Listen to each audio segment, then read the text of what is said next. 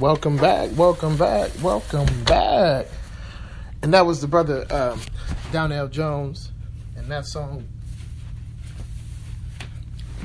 was from for those who remember that Love and Basketball soundtrack, man. That Love and Basketball movie, classic black movie, classic movie. If you haven't seen that, that's another movie or another thing I'm gonna put on my list for things to know, for things you can do to lose your black card.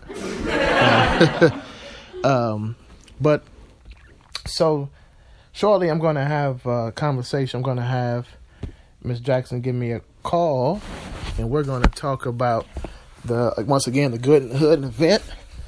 And I want to thank everybody who tuned in this weekend. And first of all, I'm giving kudos to you all real quick.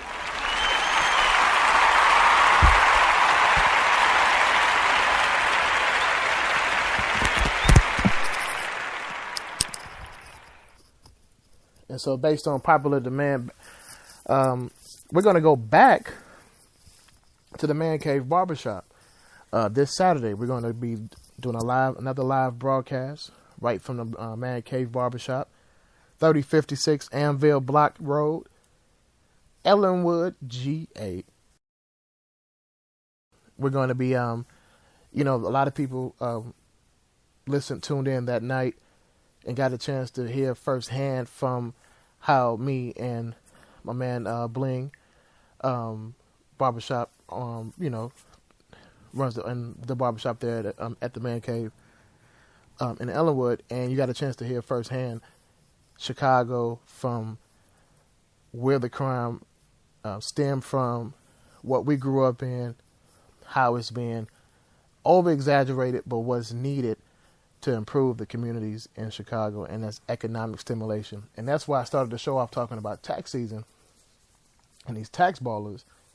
If we can use that money to stimulate our economy, our communities properly, rebuild, restructure, even starting with your own house or your own residence, your own family, that's where it starts at. And that's where we're trying to implement with SUT, Simply United Together. So real quick, I want to get into the Simply United Together mission statement, okay? So please hold. I'm going to get that for you in a second. Demonstration by Raw Ward. Track by Jay Dilla. You got a network. What is SUT? Simply United Together is a catalyst for positive social change and community empowerment. We support a diversified idealism that promotes community sustainability, human relations, and civic empowerment. SUT Global was founded in May 2011 by Dr. James Jones Sr., who is a native of Youngstown, Ohio. He is the founder and chairman of SUT Global, which originated on Facebook. We are a grassroots, international community service organization that has seen a phenomenal growth since its inception. Our headquarters are in Atlanta, Georgia. We currently have over 350 chapters, 52 divisions, and represented in 49 of the 50 states.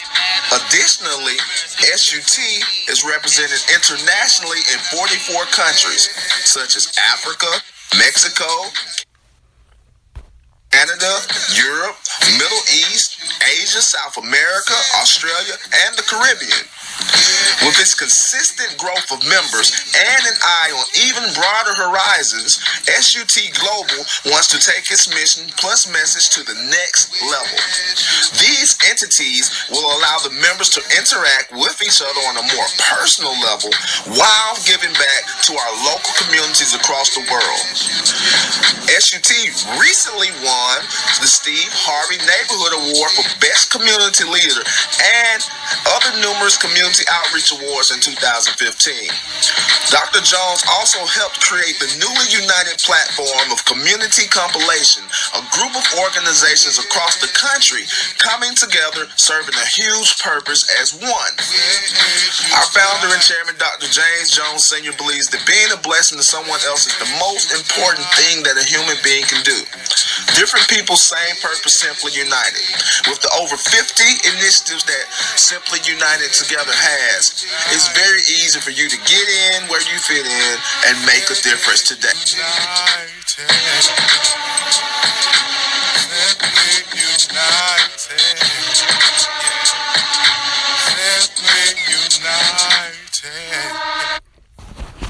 Now, I hope that helps you all. Let me give a kudos to SUT real quick, y'all. For those who understand, man, well, that's why I want you to hear the mission statement firsthand and understand that SUT, Simply United Together, and WSUT is a movement that has been going on for a little while and has been recognized by many of people, and I'm trying to now show you all the way and what's going on. So real quick, we're going to get into some news, and I got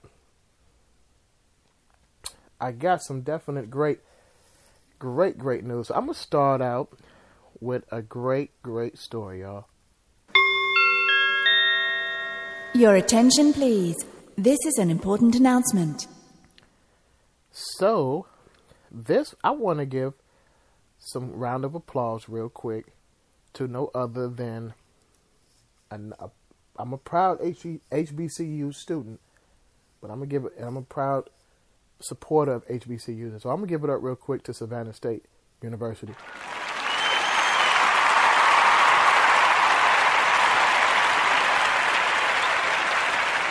Now, some of y'all, I'm going to ask them, well, why are you giving kudos to Savannah State University? Well, let me tell you real quick. So, for those who...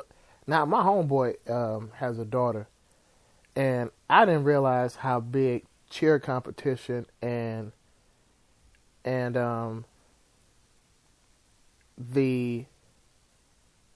like, far as with past kids, you know, so with adults and you know, young adults. So, Savannah State University cheerleaders make history. Again, I got to give kudos for that. They made history for becoming the first HBCU to win the National Cheerleading Award. In the world of competitive cheerleading, first place is the best place to be. Savannah State University, I'm proud of you all. The team, which consists of 12 women and 1 man, earned the first place title as the Cheer Sport Nationals in Atlanta on Sunday, making them the first HBCU squad to win this national cheerleading title. And, quote, "We are very excited, ecstatic, just a feeling that you can't explain." And that quote came from the senior cheerleader, Morgan Moore, who told Savannah's WJCL, "It's indescribable. It's just a great feeling to know that we've made history at our school." Wow. Daff Gooden, the only male on the squad, said they are extremely proud to be the first HBCU team to win first place at a national competition. "We didn't know about it until the last minute and thought it would be presented with the award," Gooden said. "We were just like, oh, we are really the first HBCU to win this, so we were really, really proud." So kudos to Savannah State University and such humbleness from the school.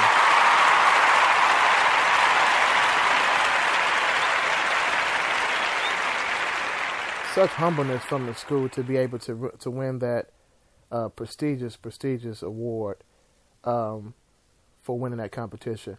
So in some more news, and I try to stay away from the Trump news, but this is very, very, very, very interesting. So Trump goes against Obama's ruling for transgender students to use preferred bathrooms. Wow. Crazy. Just as things seem like they couldn't get worse, reports confirm that Trump has lifted the guidelines implemented by the Obama administration that allow students to select which bathroom or locker room they prefer based on their gender identification. For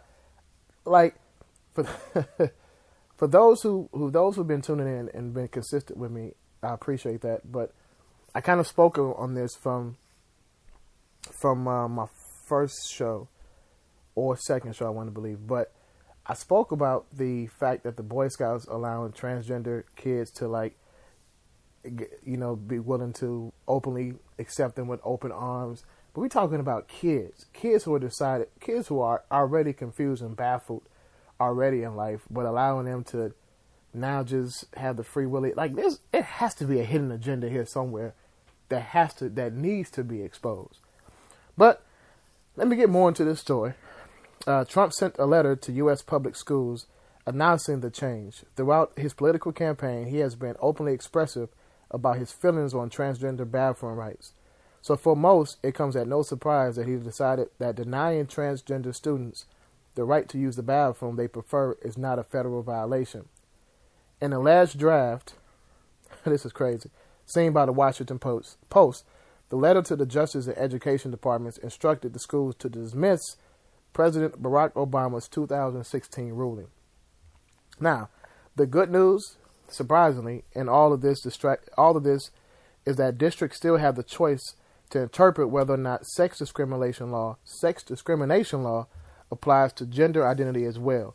Unfortunately, Obama's ruling was never legally binding and could be altered at any time. Wow. I feel so many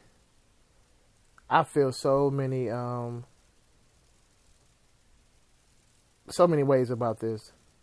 But again, I've been saying this, and I said this last week. There was a agenda on